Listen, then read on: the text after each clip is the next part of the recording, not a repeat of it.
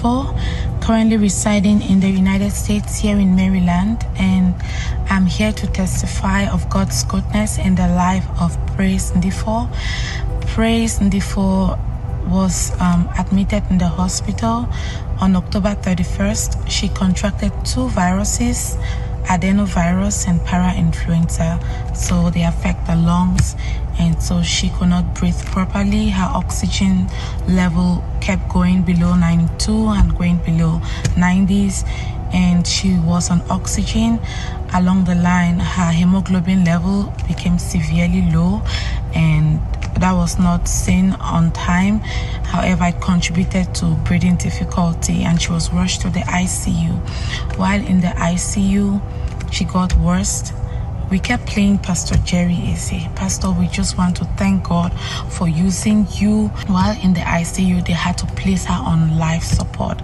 And when they placed her on life support, that was November 5. They placed a death card in front of her door at the ICU, where there were snacks for friends and families to come and see her, and just there was no restrained access, so it was open to anybody, those who wanted to wish her farewell, because they gave her 30% survival.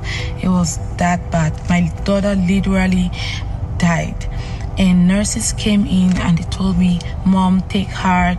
And no, God turned all those condolences messages to congratulation messages. I want to thank Jesus.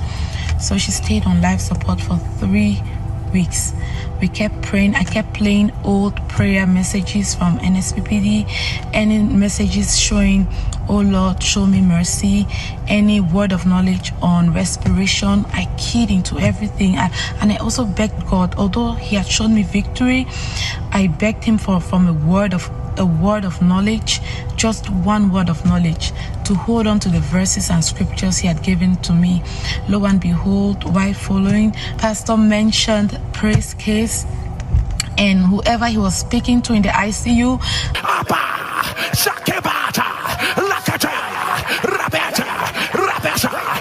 up in that ICU, show up. My daughter was there right there at that same time, and I keyed into that word of knowledge. I ran with it, and by faith, 3 days later was her 2-year-old birthday, and we celebrated her birthday by faith with all the nurses.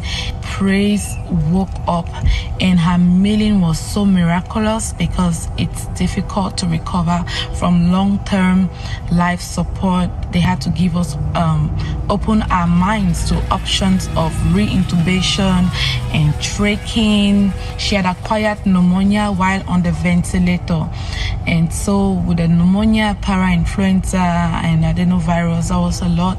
And she had to also to recover from opioid withdrawal syndrome, because they kept giving her all these strong pain medications, fentanyl and morphine. So she had to recover from all those delirium and everything that was going on. But God saved Praise. I don't know how he did it. There's no explanation. You cannot explain a miracle. He just meant her to pray and to stand our ground. And this is 7 months today. Praise is still sustaining her breath. She breathes, and her oxygen is in the 99 to 100. And I'm so happy, because we did pray and it is show, and what God cannot do does not exist. Thank you, Jesus.